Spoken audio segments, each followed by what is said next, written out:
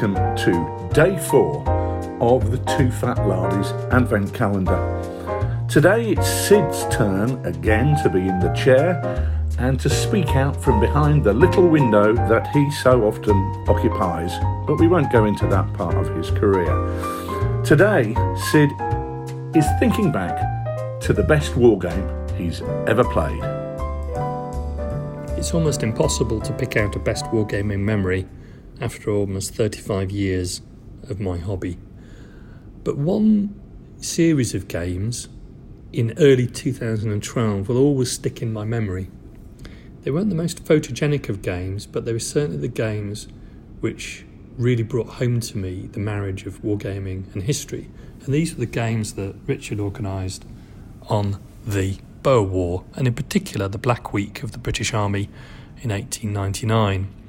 And the games which we fought around the actions at Colenso in 6mm using the rules published in one of the Lard specials, A Mere Question of Pluck, were just quite simply incredible, because all of the mistakes made by the British players in those games, and almost all the players were on the British side. There was maybe only one player, I think probably Panda on the Boer side, commanding the Boer commandos.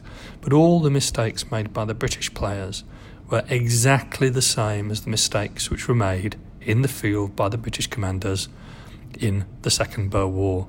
And we'd made those mistakes time and time and time again, until slowly, over the course of about 4 or 5 games, we finally realised exactly how the troops should be deployed to be most effective, how they should advance, how they should actually be moving into their formations, and the point at which they needed to break those formations and move faster.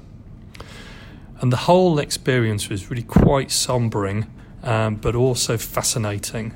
All the more so because I then married that up with a quite simply brilliant book by Dr. Spencer Jones, called From Boer War to First World War, in which all of the tactical lessons which had been learnt by the British Army in South Africa were set out by Dr. Jones, infantry, artillery and cavalry.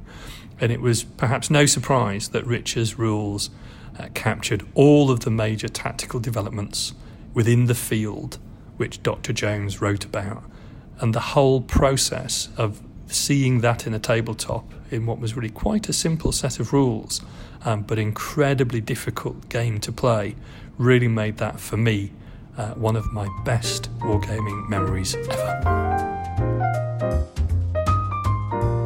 Remember, lard is for life and not just for Christmas.